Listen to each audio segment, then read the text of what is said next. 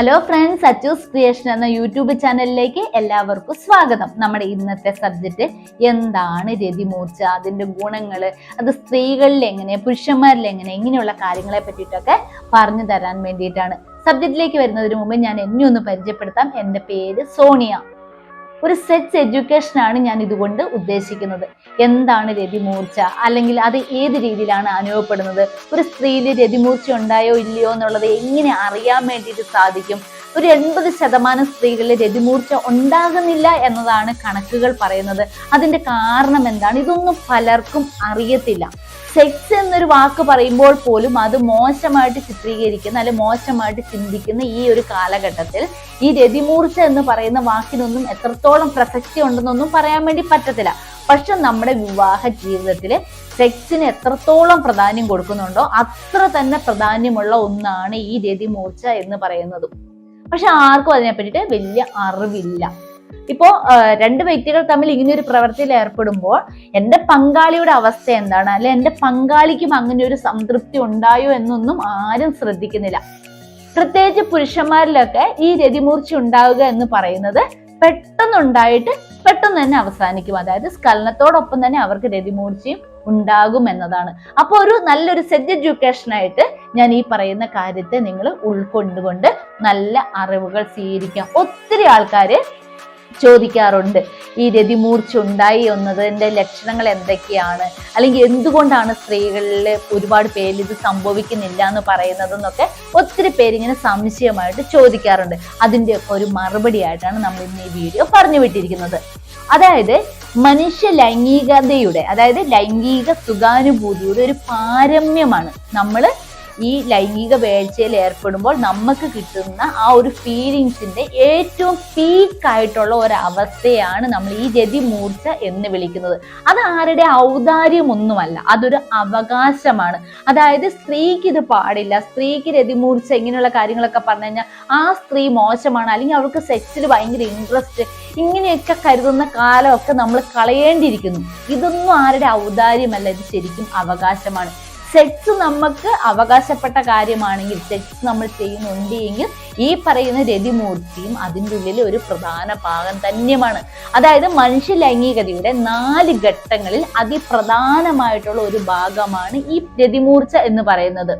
നമ്മൾ sexual activity ചെയ്യുമ്പോഴും അല്ലെങ്കിൽ സ്വയംഭോഗം ഒക്കെ ചെയ്യുന്ന സമയത്താണ് നമുക്ക് ഇങ്ങനത്തെ ഒരു അനുഭവം ഉണ്ടാവുന്നത്. ഒരേ സമയം തന്നെ ശാരീരികമായിട്ടും മാനസികമായിട്ടും അനുഭവപ്പെടുന്ന ഒരു അനുഭൂതിയാണ് ഇത്. അതായത് തലച്ചോറാണ് ഇതിന്റെ പ്രഭവ കേന്ദ്രം. നമുക്ക് നല്ല ഹാപ്പി ഹോർമോണുകൾ ഉൽപ്പാദിപ്പിക്കുന്നു നമ്മുടെ തലച്ചോറിന്റെ ഉള്ളിൽ. അപ്പൊ നമ്മുടെ ശരീരത്തിലെ എല്ലാ അവയവങ്ങളെയും അത് നല്ല രീതിയിൽ ഉത്തേജിപ്പിച്ച് നമുക്ക് നല്ല രീതിയിലുള്ള ഒരു സുഖവും ആനന്ദവും ഒക്കെ ഒരു തരുന്ന ഒരവസ്ഥ. ലൈംഗിക അവയവങ്ങളും അതിന് ചുറ്റുമുള്ള അനേക പേശികളും ചുരുങ്ങി വികസിച്ചിട്ടാണ് ശരീരം ഈ ഒരു അവസ്ഥയിൽ എത്തുന്നതെന്ന് എല്ലാവരും ഒന്ന് മനസ്സിലാക്കി വെക്കുക. മാനസികവും ശാരീരികവുമായിട്ടുള്ള ഒരു ആരോഗ്യത്തിന് ഇത് വളരെ പ്രധാനപ്പെട്ട ഒന്നാണ്. ഈ ഓർഗാസം അഥവാ ഈ ഒരു രതിമൂർച്ച ശാരീരികമായും മാനസികവുമായിട്ടുള്ള ഘടകങ്ങളെ ആശ്രയിച്ചിട്ടാണ് ഇരിക്കുന്നത് എന്നത് മനസ്സിലാക്കുക. അതുകൊണ്ടാണ് 80% സ്ത്രീകളിൽ ഓർഗാസം അനുഭവപ്പെടുന്നില്ല അഥവാ രതിമൂർച്ച ഉണ്ടാവുന്നില്ല എന്ന് പറയുന്നത്. അതുകൊണ്ടാണ് നമുക്ക് മാനസികമായ ഘടകങ്ങൾ ഇതിന് വളരെ പ്രധാനപ്പെട്ടതാണ്. നമ്മുടെ സാഹചര്യങ്ങൾ, നമ്മുടെ പങ്കാളിയുമായിട്ടുള്ള ആ ഒരു അടുപ്പം, അല്ലെങ്കിൽ നമ്മുടെ കുടുംബത്തിലുള്ള ഒരു അവസ്ഥ, നിർബന്ധത്തിനായിട്ട് നമ്മൾ അങ്ങനെ ഒരു കാര്യത്തിലേക്ക് വന്നാല് ഇങ്ങനെയൊക്കെ സംഭവിച്ചു കഴിഞ്ഞാലൊന്നും ആരിലും ഈ ഒരു രതിമൂർച്ച ഉണ്ടാവില്ല.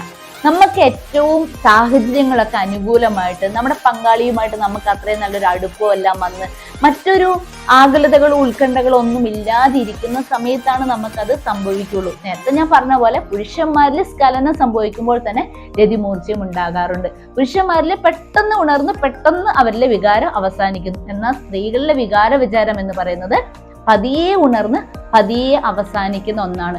അപ്പൊ സ്ഖലനം സംഭവിച്ചു കഴിഞ്ഞു കഴിഞ്ഞാൽ പുരുഷന്മാർ ആ പ്രവൃത്തി അവസാനിച്ചു എന്നുള്ള രീതിയിൽ മാറിപ്പോകുന്ന ഒരവസ്ഥ. അപ്പോഴും തന്റെ ഭാര്യയ്ക്ക് അല്ലെങ്കിൽ തന്റെ പങ്കാളിക്ക് ആ ഒരു അവസ്ഥയിലേക്ക് അവരെത്തിയിട്ടില്ല എന്ന് മനസ്സിലാക്കാനുള്ള ഒരു അറിവ് പോലും പുരുഷന്മാരിൽ ഇല്ല എന്നാണ്.